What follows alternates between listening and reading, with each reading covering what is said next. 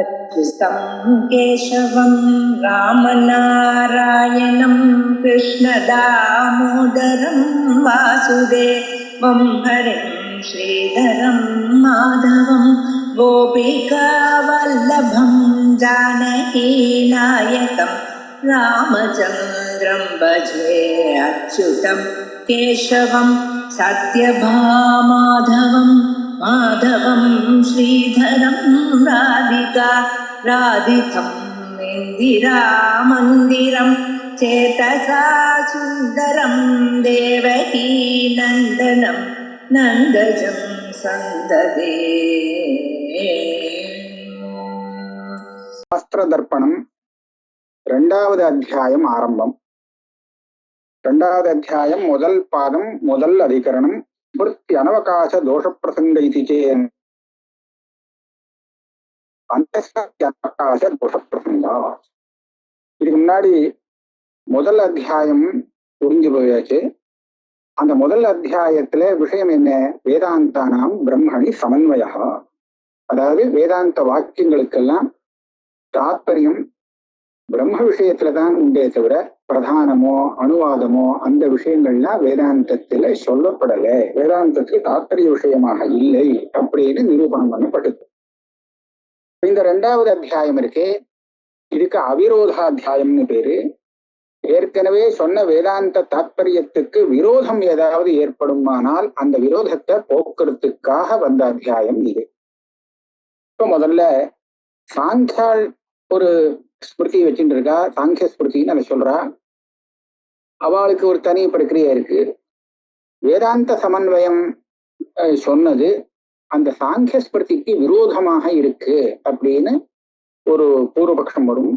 அந்த பூர்வபக்ஷத்துக்கு சாங்கிய ஸ்மிருதியோட விரோதம் வந்தால் பரவாயில்லை, சாங்கிய ஸ்மிருதிய அந்த அம்சத்துல நாங்க பிரமாணமாக ஏத்துக்கிறது இல்லை, ஸ்ருதிக்கு விரோதமா இருக்கிறதுனாலேன்னு இங்க தீர்மானம் பண்ண போறார்.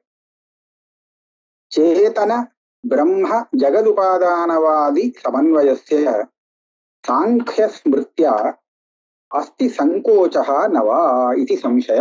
இந்த முதல் அதிகரணத்துல நம்ம விசாரத்துக்கு விஷயம். இப்ப இந்த அதிகரணம் இந்த அத்தியாயத்திலேயே போன அத்தியாயத்துல சொன்ன சமன்வயம் தான் விஷயம் எல்லா அதிகரணத்திலையும். அந்த சமன்வயத்துக்கு விரோதம் உண்டா இல்லையா அப்படிங்கிறதுதான் சந்தேகம். இப்ப சாங்கிய ஸ்மிருதி முன்னாடி சொன்ன சமன்வயம் என்னது? சேதனம் பிரம்மா, பிரம்மங்கிறது சேத்தன ஜடம் இல்லை, அதுதான் இந்த ஜகத்துக்கு உபாதான காரணம் அப்படின்னு வேதாந்தம் சொன்னதாக சொன்னோம். இப்படி சொல்லறது சாங்கிய ஸ்மிருதிக்கு விரோதமாக வரும்.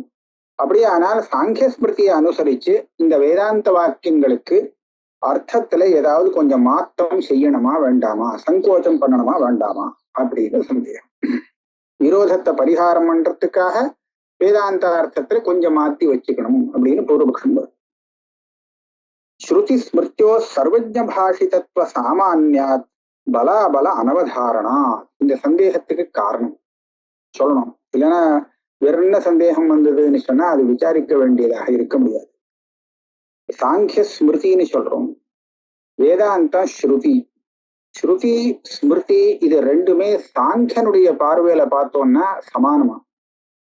வைதிகாலுடைய திருஷ்டியில பார்த்தோம்னா ஸ்ருதி மூல பிரமாணம், ஸ்ருதிய உபஜீவித்து வரக்கூடிய பிரமாணம் ஸ்மிருதி.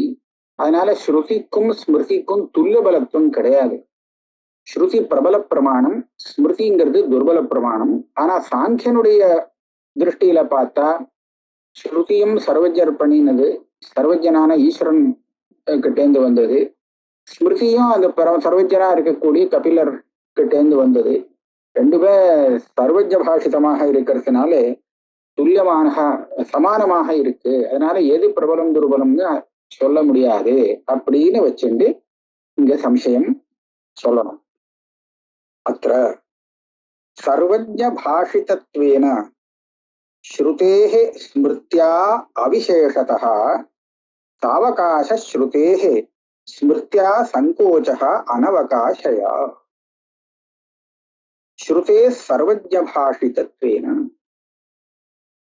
ஸ்ருதி யாருகிட்டேன்னு வந்திருக்கு? யாருடைய வாக்கு? சர்வஜனான பரமேஸ்வரனுடைய வாக்கு, அவருடைய பாஷிதம், அவருடைய வாக்கு அது. ஸ்மிருதி அது ஒரு மகர்ஷி கபிலர் அவெல்லாம் பண்ணியிருக்கா. அவரும் ஒரு சர்வஜர் தான்.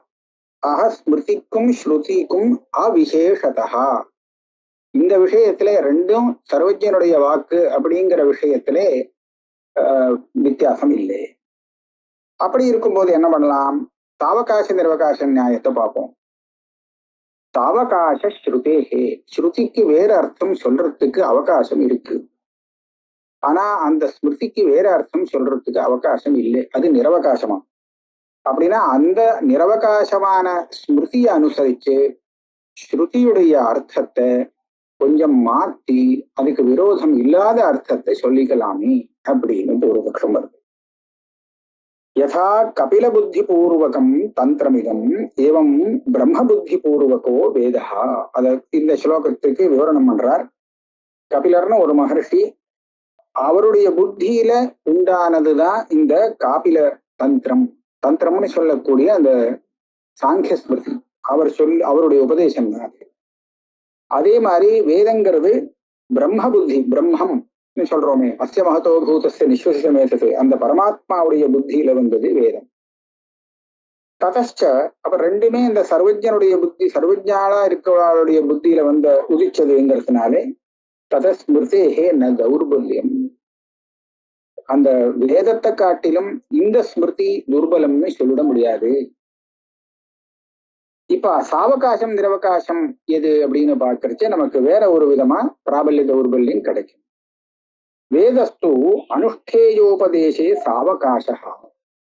இந்த வேதத்தையும் எடுத்து பாருங்கோ, அந்த சாங்கிய ஸ்மிருதியும் பாருங்கோ. இந்த வேதத்துல வேதாந்தம் இருக்கு, கர்மகாண்டம் இருக்கு, நிறைய விஷயங்கள் இருக்கு. ஆனா சாங்கிய ஸ்மிருதியில இந்த சிருஷ்டியாதிகளை பத்தின ஒரு விஷயம்தான் இருக்கே தவிர கர்மகாண்ட விஷயங்கள்லாம் ஒண்ணும் தர்ம விஷயமே இல்லை, சுத்தமா இல்லை. அப்ப இங்க பாக்குறச்ச வேதத்தை தர்ம விஷயத்துல பிராமணியத்தை ஒத்துண்டோம்னா வேதத்துக்கு ஒரு சார்த்தக்கியம் பிரயோஜனம் கிடைச்சு போச்சு. இந்த சாங்கிய ஸ்மிருதி இருக்கு, இதுக்கு தர்ம பிராமணியம் சொல்றதுக்கு இடம் இல்லை. ஏன்னா அதுல அதை பத்தி ஒண்ணும் சொல்ல. அப்படி இருக்கும்போது இந்த சிருஷ்டியாதி தத்துவங்கள் இருக்கே, அந்த தத்துவங்களை சொல்றதுக்கு தான் அது வந்திருக்குங்கிறதுனாலே அதுல அதுக்கு தாத்பரியம். அப்படி இருக்கிறச்ச வேதத்தை அந்த ஸ்மிருதியை அனுசரித்து வேதாந்த பாகம் அந்த அர்த்தத்தை தான் சாங்கிய ஸ்மிருதி அனுசரிச்சு அர்த்தத்தை சொல்றதாக நாம வியாக்கியானம் பண்ணிக்கலாம். அதுதான் சரியா இருக்கும். வேதஸ்து அனுஷ்டேயோபதேசே சாவகாசா ஸ்மிருதி பிரதானாதன்யத்திர அனவகாசா. இந்த பிரதானமோ பிரதானத்திலேருந்து வரக்கூடிய மற்ற தத்துவங்களோ இதை சொல்றதுக்கு தான் சாங்கிய ஸ்மிருதி வந்திருக்கே தவிர இதை சொல்லல, இதை மாத்தினா அது சுத்தமா அப்பிரமாணமே ஆயிடும். அதுக்கு வேற இடம் இல்லை. இது சேதனஸ்ய ஜெகத்காரணத்துவம் ஜெகதுபாதான பிரதான சுவாமித்வாத் உபச்சரியதே இது பிராப்தே. அப்ப என்ன ஆகும்? அந்த ஸ்மிருதியை அனுசரித்து வேதாந்தத்துக்கு அர்த்தம் சொல்றதுன்னா எப்படி சொல்றது, அது எப்படி சொல்லி பார்க்கலாம் அப்படின்னு சொன்னா சொல்றார். இந்த பிரதானம் தானே ஜெகத்துக்கு உபாதானம். சாங்கிய ஸ்மிருதி அப்படிதான் சொல்லியிருக்கு. ஆக திரிகுணாத்மகமான ஒரு பிரதானம் ஜெகத்துக்கு உபாதான காரணம் அப்படிங்கிறது சாங்கிய ஸ்மிருதியில சொன்ன விஷயம். இதுக்கு விரோதம் இல்லாம சொல்லணும். இங்கே பிரம்மத்தை உபாதானம்னு சொல்லியிருக்கு. இப்போ பிரம்மத்தை உபாதானம்னு சொல்லிட்டு அதை அப்ப பிரம்மம் இல்லை, அந்த பிரதானம் தான் உபாதானம்னு சொன்னா விரோதமா இருக்கு. எப்படி இத வாரணம் பண்றதுன்னு சொன்னால் அப்ப சொல்றார், இந்த ஜெகதுபாதான பிரதானத்துக்கு சுவாமியாக இருப்பது பரமாத்மா. பரமாத்மாவுக்கு அதீனமாக இருந்துட்டு அந்த பிரதானமானது ஜெகத்துக்கு உபாதான காரணமாகிறது. அப்ப நாம என்ன சொல்லுவோம்? அந்த சேவகனாக இருக்கக்கூடியவன் ஒரு ஜெயத்தை அடைஞ்சான்னு சொன்னா அந்த ஜெயம் ராஜாவை சேர்ந்தது அப்படின்னு சொல்ற, சுவாமியை சேர்ந்தது அப்படின்னு சொல்ற மாதிரி. அதாவது ராஜாவுடைய சைனிகர்கள் யுத்தம் பண்ணி ஜெயிச்சா, ஆனா அப்ப என்ன சொல்லுவான்னா அந்த ராஜா ஜெயிச்சுட்டான்னு சொல்லுவா. ராஜா யுத்தத்துக்கே வராம இருந்தாலும் அந்த ராஜா ஜெயிச்சதாக சொல்லுவா. அப்ப அந்த விதத்திலே பிரதானத்துக்கு சுவாமியாக அந்த பரமேஸ்வரன் பரமாத்மா இருக்கிறபடியாலே பிரதானம் உபாதான காரணமானதுக்காக அந்த பரமேஸ்வரனையே உபாதான காரணமாக உபசாரமாக சொல்லப்படுறது. ஜெகதுபாதான பிரதான சுவாமித்வாத் சேதனஸ்ய ஜெகதுபாதானத்துவம் உபச்சரியதே இது பிராப்தே. உபச்சாரமா சொல்லியிருக்கிறது, அது அப்படியே முக்கியார்த்தமாக எடுத்துக்க வேண்டிய அவசியமில்லை. பிராப்தே அபிதீயதே. பூர்வக்ரம் முடிஞ்சது, சித்தாந்தம் சொல்றார். பூர்வ கிரமானுரோதேன பிரம்மணோ வேத நிஸ்ருதி ஸ்மிருதி கபிலதோ ஜாதா ததைவ உத்பிரேக்ஷித கிரமா. வேதத்தையும் கபில ஸ்மிருதியையும் சமானமாக எடுத்துக்கொள்ள முடியாது. ஏன்? வேதம் அபௌருஷேயம், ஸ்மிருதி கபில ஸ்மிருதி அப்படி இல்லை, அது பௌருஷேயம். பிரம்மா ரெண்டு பேரும் சர்வஜன். பிரம்மமும் பரமாத்மாவும் சர்வஜன், இந்த கபில ஒன்றும் சாமானியப்பட்டு வரல, அவரும் சர்வஜன் தானே அப்படின்னு சொன்னார். சர்வஜனா இருக்கலாம், ஆனா வேதம் இருக்கே அது பூர்வ கிரமானுரோதேன பிரம்மணோ வேத நிஸ்ருதி. பிரம்மம் அந்த வேதத்தை ஒவ்வொரு கல்பத்திலையும் புதுசா தயார் பண்றது இல்லை. போன கல்பத்துல எந்த கிரமத்துல எப்படி இருந்ததோ அதை அப்படியே ஞாபகம் வச்சுண்டு அடுத்த கல்பத்துல எடுத்து விடுறது. ஒரு அத்தியாபகன் தான் நேர்த்திக்கு படிச்ச அதே வேதத்தை தூங்கி எழுந்து மறுநாளைக்கு ஞாபகம் வச்சுன்னு சொல்றானோ இல்லையோ, தூங்கும் போது எல்லாம் மறந்து போனாலும் மூச்சுன்னு மறுபடியும் ஞாபகப்படுத்தி சொல்ற மாதிரி கொஞ்சம் கூட வித்தியாசம் இல்லாம அதே மாதிரி சொல்றான். அப்ப அந்த மாதிரி இந்த பரமாத்மா பூர்வ கல்பத்துல வேதம் எந்த கிரமத்துல படிச்சுட்டு இருந்தாலோ அதே கிரமத்துல அந்த வேத வாக்கியங்களை இங்க அபிவியக்தம் பண்றார். அதனால இப்படியாக அந்த வேதமானது பிரம்மத்தினிடத்திலிருந்து வருது. ஆனா கபில ஸ்மிருதி அப்படியா? பூர்வ கல்பத்துல இருந்த கபில ஸ்மிருதியை இந்த கபிலர் எடுத்து நமக்கு கொடுத்தாருன்னு எங்கேயாவது பிரமாணம் இருக்கா? இல்லை. கபிலர் தன்னுடைய புத்தியில நல்ல விதமா ஆலோசனை பண்ணி தன்னுடைய அபிப்பிராயத்தை கபில ஸ்மிருதிங்கிற ரூபத்துல நமக்கு கொடுத்தாருன்னு தான் இருக்கே தவிர அவர் பூர்வ கல்பத்தை வச்சுட்டு அங்க இருந்த ஸ்மிருதி அப்படியே எடுத்து கொடுத்தாருன்னு இல்லை. ஆக வேதங்கிறது மாறாதது. கபில ஸ்மிருதிங்கிறது கபிலனுடைய புத்தியால அவருக்கு தனக்கு தோணின அபிப்பிராயத்தை ஸ்மிருதியாக வெளியிட்டது. இதை ரெண்டையும் சமானமா எடுத்துங்க. அது அபௌருஷேயம், இது பௌருஷேயம்னு தான். யதா நிருத்தியம் குர்வத்தின்னு தான் இருக்கணும். குர்வதி அப்படி நர்த்தகி நர்த்தக தர்சித கிரமேணைவ நிருத்தியதி ந ஸ்வதந்திரா. ஏவம் ஈஸ்வரः பிராச்சீன ஸ்வகிருத கிரமம் அனுருத்திய வேதம் விரச்சயதி இது ந ஸ்வதந்திரா. வேதத்தை அவர் சுதந்திரமா பண்ண முடியாதா? அதுக்கு ஒரு நல்ல திருஷ்டாந்தம் கொடுக்கிறார். ஒரு நாட்டிய சொல்லி கொடுக்கிறவர் அந்த நாட்டியக்காரிகளுக்கு நாட்டியம் சொல்லி கொடுக்கிறார், நர்த்தகம். இவா எப்படி அந்த கை கால் அசைவுகள் எல்லாம் பண்றாரோ அதே மாதிரி அந்த சிஷ்யாளா இருக்கக்கூடிய நர்த்தகிகளும் செய்யறா. நர்த்தக தரிசித கிரமேணைவ நிறுத்தியதி. இங்க பார்த்தா நர்த்தகனுடைய அசைவுகள் வேறுதான். அந்த சிஷ்யைகள் அங்க அவளுடைய அங்க அசைவுகள் அவா பண்றது வேறதான், அதுல சந்தேகம் இல்லை. ஆனால் அந்த அசைக்கிறது அவ இஷ்டத்துக்கு அசைக்க முடியாது நர்த்தகிகள். இந்த நர்த்தகன் எப்படி சொல்லி கொடுக்கறானோ அதை அப்படியே அனுகரணம் பண்ணணுமே தவிர தன் இஷ்டத்துக்கு கைய கால ஆட்ட முடியாது. அதான் சுவாதந்திரியம் கிடையாது. இதை போல வாக்கம் வேதம். அந்த அத்தியாபகன் எப்படி சொல்லி கொடுக்குறானோ அப்படித்தான் சிஷ்யன் அதை கிரகிக்கணுமே தவிர அவன் தன் இஷ்டத்துக்கு ஒரு சொரத்தை போட்டு நான் சொல்றேன்னா சொல்ல முடியாது. அதே மாதிரி ஈஸ்வரன் கூட ஒவ்வொரு சிருஷ்டியிலையும் அந்த வேதத்தை பண்ணும்போது சுதந்திரமா வேதத்தை நிர்மாணம் பண்ணி கொடுக்கறதே இல்லை. போன கல்பத்துல என்ன இருந்ததோ அதை அப்படியே மாத்தாம அப்படியே கொடுத்துடுற. பிராச்சீன ஸ்வகிருத கிரமம் அனுருத்திய வேதம் விரச்சயதி. அதனால அவர் சுதந்திரம், இஷ்டத்துக்கு வேதத்தை நிர்மாணம் பண்றது இல்லை. கிரமோபகிரகீத வர்ணாத்மாச்ச வேதா அர்த்த பிரத்யய கரஹா. எந்த கிரமத்துல அந்த வேதம் இருக்கோ, வேதத்துல உள்ள பிரதி வர்ணம் ஒரு கிரமத்தோட இருக்கு. அந்த கிரமத்தை மாத்தினாலே வேதத்தோட பங்கம் வந்துடும். அந்த வாக்கியங்களுடைய கிரமமும் அதே மாதிரி தான். அதை மாற்ற முடியாது. அதுதான் சரியான அர்த்தத்தை கொடுக்கும். தேனா சம்ஸ்காராரூட நியத கிரமோ வேதா. அவ நெட்டு பண்ணி வச்சுக்கிறாளோ இல்லையோ, நெற்று பண்ணி வச்சுக்கிறதுனா சம்ஸ்கார ரூபமா அவ புத்தியில இருக்குது.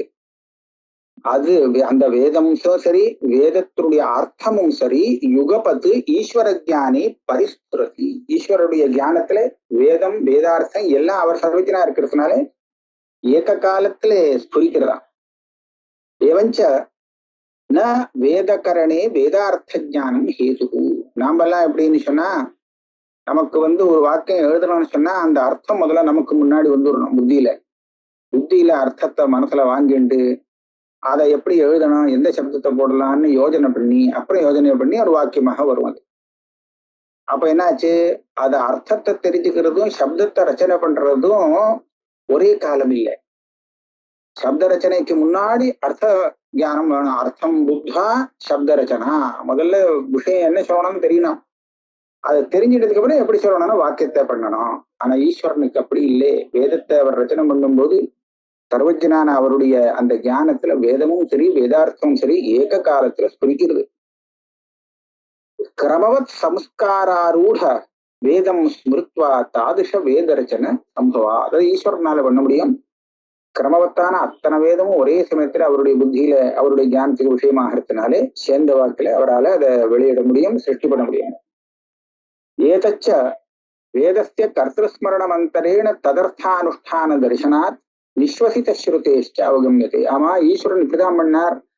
அவர் தனியா இந்த மாதிரி ரச்சனை பண்ணல. நம்ம காளிதாசர் ரகுவம்சத்தை பண்ணின மாதிரி அவர் இந்த வேதத்தை ரச்சனை பண்ணி நமக்கு கொடுக்கலேங்கிறது என்ன பிரமாணம் அப்படின்னு கேட்டா அதுக்கு சொல்றார், அதுக்கு அனுமான பிரமாணம் இருக்கு. ஒரு சமயம் காளிதாசரை போல அந்த ஈஸ்வரன் வேதத்துக்கு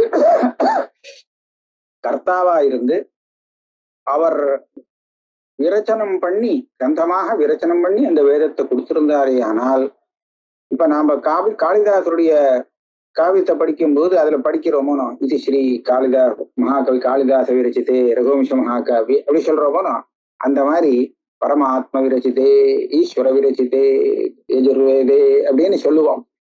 ஆனா இதுவரை சொல்லு கிடையாது. வால்மீகி பண்ணின ராமாயணத்துல கூட இத்தியார்ஷே வால்மீகியே ராமாயணே ஆதிகாவ்யே அப்படின்னு வருது.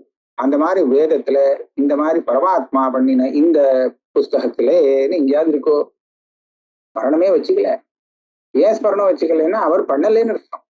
அவர் பண்ணியிருந்தாருன்னா அதை ஏன் ஞாபகம் வச்சுக்க மாட்டேன்? காளிதாசர் பண்ணினது ஞாபகம் வச்சுட்டு இருக்கு, ஈஸ்வரன் பண்ணினது ஏன் ஞாபகம் வச்சுக்க கூடாது? அதனால ஞாபகம் பரம்பரையா அந்த வேதம் வந்திருக்கு, ஆனா கர்த்தஸ்மரணம் இல்லை அப்படிங்கிறதுனாலே அந்த வேதம் ஈஸ்வரனாலே புதுசாக காளிதாசனை போல ரச்சனை பண்ணினது இல்லை அப்படின்னு தெரியுது. அதனாலதான் கர்த்தஸ்மரணம் இல்லாமலே அதை பிரமாணமாக ஏத்துண்டு அதுல சொன்ன விஷயங்களை அனுஷ்டானம் பண்றதுங்கிறது இன்னி வரைக்கும் இருந்துருக்கு.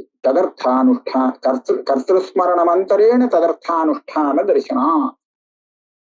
இதே விஷயத்துக்கு நிஸ்வசித ஸ்ருதியும் அனுகூலமா இருக்கு. அது என்ன சொல்றது?